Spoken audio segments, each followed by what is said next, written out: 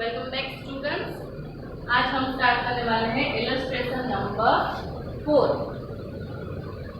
The following trial balance of partnership firm of Ganga and Jamuna as on 31st March 2017। Trial balance of partnership firm of Ganga and Jamuna on 31st March 2017।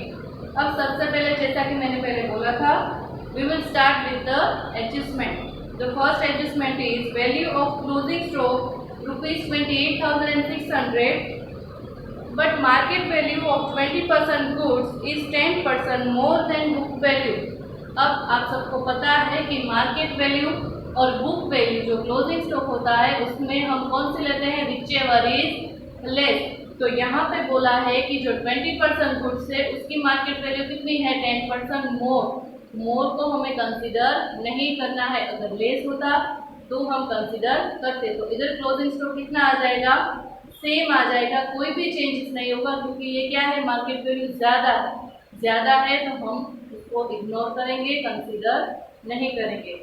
So the closing stock is 28,600। First entry trading account, credit side closing stock 28,600 and the second entry is balance sheet asset side closing stock 28,600। First adjustment clear. Now the second one is 5% interest is payable on capital to partners and annual bonus of ₹2,000 payable to each partner। Interest on capital देना है 5% and each partner को bonus देना है 2,000। यहाँ पे दो partners है, Ganga and Jamuna. अब सबसे पहले कैपिटल, तो दोनों की जो कैपिटल है वो है 30,000 एंड 36,000।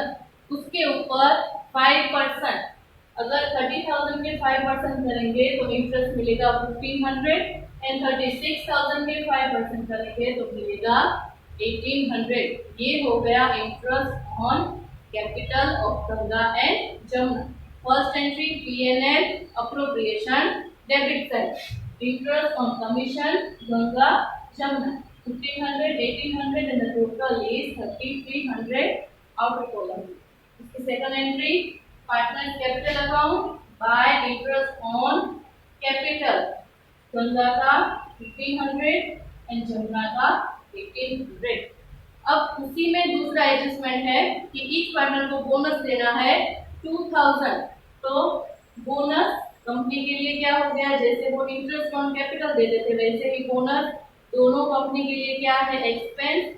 तो यहाँ पे भी ये भी P&L अप्रोप्रिएशन में डेबिट साइड बोनस, गंगा को 2,000 एंड जमुना को भी सेम 2,000। तो टोटल कितना हो गया उसका बोनस 2,000। उसकी सेकंड एंट्री सेम जैसे इंटरेस्ट ऑन कैपिटल की थी बाय बोनस, गंगा को 2,000 बोनस एंड जमुना को भी same 2,000। Second adjustment clear. Third one is bad debt reserve is to be maintained of ₹3,000 and provide 5% discount reserve on debtors। debtors के ऊपर bad debt reserve जो है वो 3,000 कैलकुलेट करनी है, मेंटेन करनी है। debtor जो है हमारा ट्रायल बैलेंस में दिया हुआ है 67,000, उसमें से bad debt reserve माइनस, यहाँ पे bad debt नहीं है एडजस्टमेंट की, तो डायरेक्टली हम क्या करेंगे, bad debt reserve को debtor में से माइनस कर देंगे। तो माइनस bad debt reserve 3,000, अब बचे 64,000। 67,000 माइनस 3,000 इज इक्वल्स टू 64,000। उसमें से डिस्काउंट रिजर्व कैलकुलेट करनी है कितने परसेंट, 5%। अब 64,000 के 5% होंगे 3,200। 3,200 इज डिस्काउंट रिजर्व। वो माइनस करने के बाद आउटर कॉलम में डेटर की वैल्यू जाएगी 60,000 and 800। अब bad debt reserve and discount reserve की second entry, bad debt reserve जो हम P&L में फॉर्मेट बना देते उसमें bad debt reserve कौन सी है, ये एडजस्टमेंट वाली, तो 3,000 यहाँ पे and discount reserve P&L debit 3,200। Clear. The fourth adjustment is provide 10% depreciation on building and machine. Machine और बिल्डिंग के ऊपर 10% डेप्रिसिएशन कैलकुलेट करना है। मशीन है ट्रायल बैलेंस में 30,000 के 10% 3,000 आउटर कॉलम में 27,000। फिर है बिल्डिंग 24,000 दिया हुआ है ट्रायल बैलेंस में, उसके ऊपर 10% डेप्रिसिएशन 2400, आउटर कॉलम में 21,600। अब जो डेप्रिसिएशन है उसकी second entry P&L account debit side, depreciation on machine 3,000, depreciation on building 2,400. Fifth adjustment is purchase of rupees 4,000 is not recorded but included in closing stock. अब ये जो 4,000 की परचेस जो है वो क्लोजिंग स्टॉक में इंक्लूडेड है लेकिन परचेस में प्लस नहीं की है, तो purchase trading account debit side purchase में करेंगे प्लस अनरिकॉर्डेड परचेस 4,000। अब परचेस अनरिकॉर्डेड है तो क्रेडिटर्स भी कम होंगे, तो हमें क्रेडिटर्स भी बढ़ाने पड़ेंगे। Creditor plus unrecorded purchase 4,000।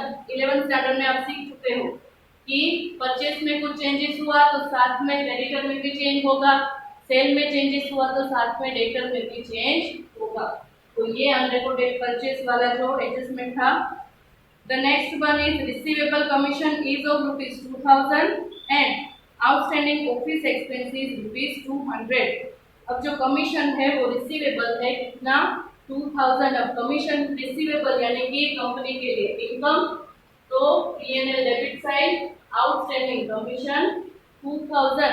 इधर ट्रायल बैलेंस में कमीशन नहीं दिया हुआ वरना हम उसमें क्या करते प्लस करते, लेकिन यहाँ पे नहीं है तो अलग से लिख लेंगे आउटस्टैंडिंग कमीशन 2,000।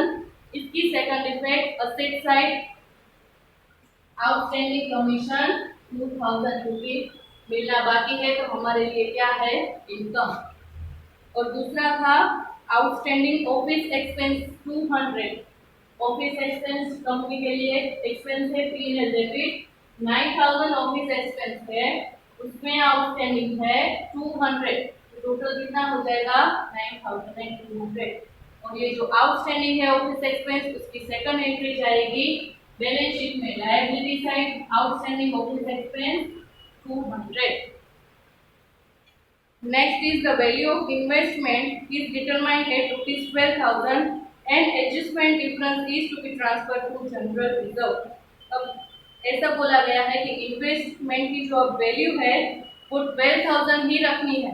ट्रायल बैलेंस में अगर आप देखोगे तो इन्वेस्टमेंट दिया हुआ है 14,000 लेकिन हमें कितनी रखनी है 12,000, तो 2,000 क्या हो जाएगा डिक्रीज, और जो डिफरेंस अमाउंट जो है वो हमें एडजस्टमेंट देना है जनरल रिजर्व में।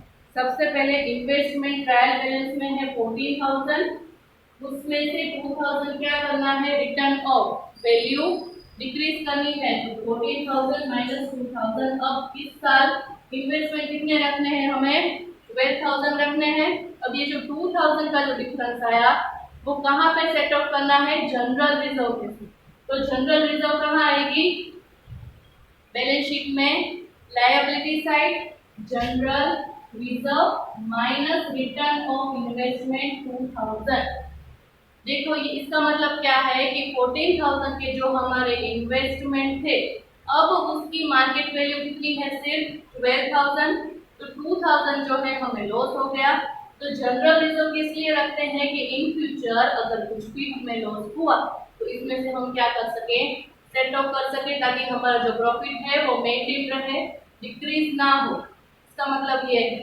अब हमने क्या किया इन्वेस्टमेंट 14,000 में से 2,000 निकाल के 12,000 किया और 2,000 जो लॉस हो रहा था इन्वेस्टमेंट का वो हमने सेट ऑफ किया विथ जनरल रिजर्व, यानी कि जनरल रिजर्व में जो भी हमारी अमाउंट होगी उसमें से हम यूज कर लेंगे 2,000। समझ में आ रहा है। The next adjustment is loan of rupees 600 was given to an employee but debited to salary account।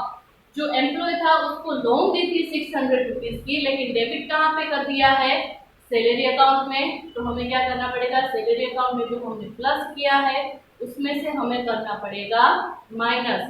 और जो लोन थी हमारे लिए क्या थी असेट थी, क्योंकि लोन क्या है गिवन है बोरोड नहीं है। गिवन लोन हमारे लिए होती है असेट, बोरोड लोन हमारे लिए होती है लायबिलिटी। तो फर्स्ट हम क्या करेंगे जो सैलरी थी उसमें से हम माइनस कर देंगे लोन जो हमने सैलरी में डेबिट किया था अब उसकी इफेक्ट हमें निकालनी है तो माइनस करना पड़ेगा, रिवर्स एंट्री करनी पड़ेगी। तो 600 80,000 माइनस नॉन 600, अब बाहर आ जाएगा 17,400। और ये जो 6,000 है उसकी दूसरी इफेक्ट आएगी asset side loan to employ 600, क्योंकि ये लोन हमने दी है, कभी ना कभी तो वो वापस करेगा ही, तो हमारे लिए क्या है, असेट। अब नेक्स्ट जो है वो दिया हुआ है profit and loss sharing ratio. वो जब हम क्लोजिंग करेंगे और डिविजिबल प्रॉफिट फाइंड करेंगे तब ये वाला जो एडजस्टमेंट है प्रॉफिट एंड शेयरिंग रेशियो है वो यूज करेंगे।